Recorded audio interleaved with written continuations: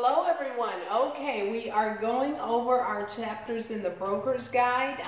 Now the way that you want to use the videos on YouTube, basically use it as a study tool, because what I'm doing is just repeating a lot of the stuff in the chapters. I'm even reading some of this stuff. So what you want to do as you're going around the house, you know, maybe doing the cleaning or doing your little exercise or riding along in the car, just flip it on and listen to me as you're going through.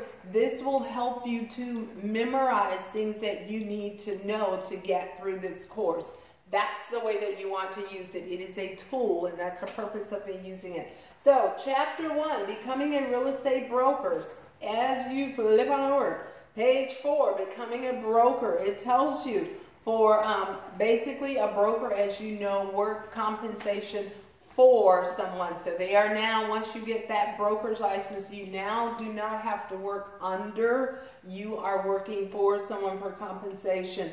Application process, you know, you got to be 18 years of age, high school diploma, and social security card. Guys, even down below there, you're going to see that several times. You gotta have a social security number, okay? So make sure you know that's the main thing, that's one of the things that you absolutely need to have. It tells you here that proof of U.S. residency, no, that is not required, but you do have to have that social security number. Over on page 5, it talks about Florida residency defined. Remember, Florida rules define a Florida residency is a person who has lived in Florida continuously for a period of 4 calendar months or more. So once you have lived in the state of Florida for at least 4 calendar months, you are now a Florida residency. Make sure you hold that thought, because it's very important on another part in this particular chapter. Reasons for denial of license application. Make sure you read over that, because you don't want your license, your application to be denied when you're applying for it. Flip on over to page 6. Now it's talking about the fingerprint process. So there's 2 processes, as you know, in that application. There's the manual part. Go to myflorida.com, www.myflorida.com. Fill out your applications for your initial broker's license. The second part of that is the fingerprint part, and that's what they're talking about here. Over on the next page, they talk about the criminal background check that comes from that fingerprint part of it. So you'll end up calling Pearson VUE if you have registered with E2B Solutions. When you received your little welcome kit in the email, you did get the numbers that you need to call, but if not, they're on the website as well. Some of you at the bottom of page 7, expungement and sealed documents. If that is the case where there's something that you requested to be expunged or sealed, make sure you check with an attorney to make sure that that is the case. Flip on over to page 9, mutual recognition. Okay, you remember this, guys, from the 63-hour course. Mutual recognition is still there. If you are an agent, a real estate agent from another state that we, the state of Florida, have contractual agreement with, and it's in the book, the states that we have. If you're doing that, guys, you can also check at Florida Stats 475 under myflorida.com. It gives you a more update of the states that we are in contractual agreement with. But anyhow, if you're an agent, another state of Florida has a contractual agreement with, and you want a license in the state of Florida, you are not a Florida residency, which means you have not been living in the state of Florida for at least 4 months. Yet you want a Florida license, okay? You are exempt from having to take the FREC 1 or the FREC 2 course.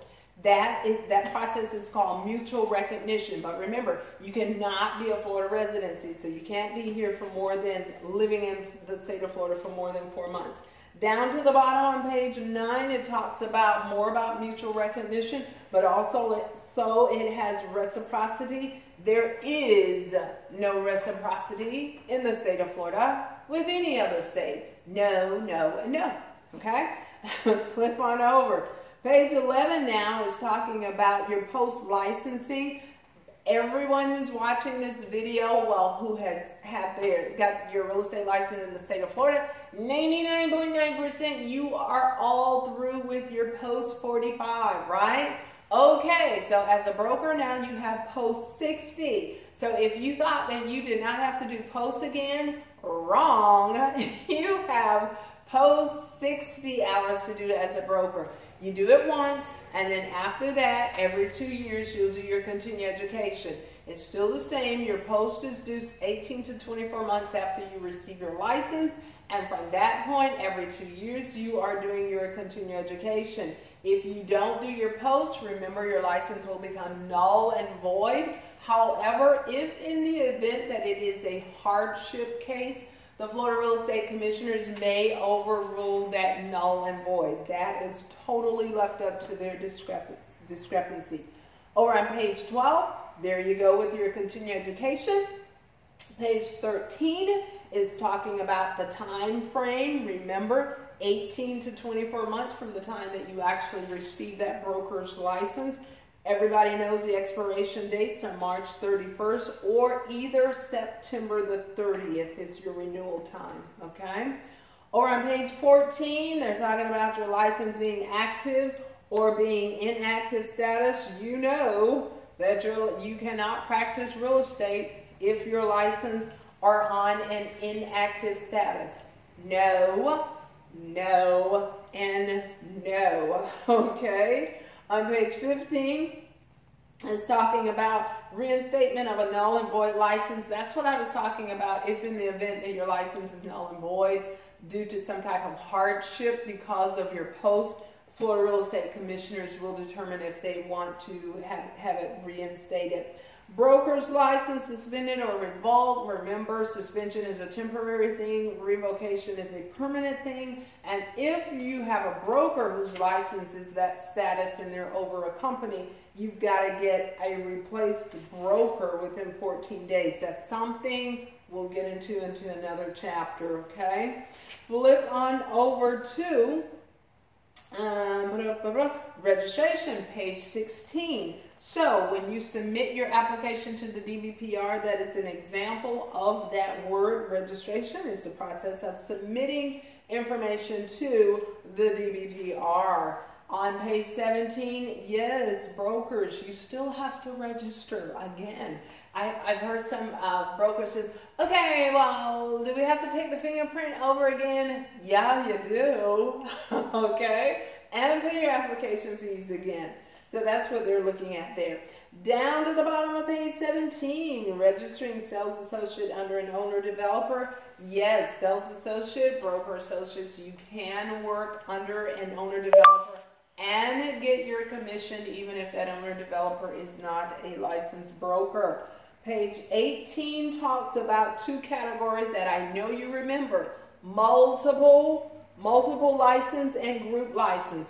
Who is it that is allowed to get that multiple license? I should hear everybody saying broker, broker, broker. Multiple license equals broker. Allows them to work multiple entities. Group license equals associates. Allows them to work for an owner developer at a different location for that owner developer. Okay? Over on page 19, if you change your address, you must notify the DBPR within what time frame?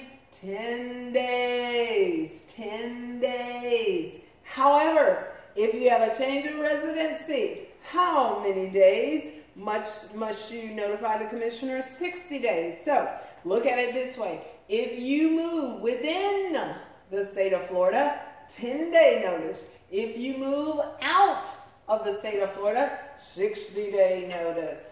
Okay? And the last thing I want to bring to your attention, go over to page 22-23. There are some individuals that are exempt from having a real estate licensing. If you recall, remember they had this long list 2 years ago or 3 years ago or however long it was that you got your real estate license. Well, guess what? They still have that list, okay? So there's still some people in here that are exempt. Remember, managers of condominiums or corporate apartment complex who rent individual units for a period no longer than 1 year, and they are not paid a commission. Guys, pay attention to that. That will help you through the course. If you see someone that is doing these areas of real estate and they're not being paid a commission, that may be a flag to let you know, okay, that may be one of the exempt groups, okay? Remember, the attorney is exempt, the CPA guy is exempt. If you sell, a person who sells cemetery lots is exempt. Individuals who rent lots in a mobile home is exempt. Court appointed, they are exempt. And remember, if someone brings in a referral to the apartment complex that you live in and they don't have a real estate license, $50, okay? All right, we'll cover another chapter shortly. Until then, talk to you soon.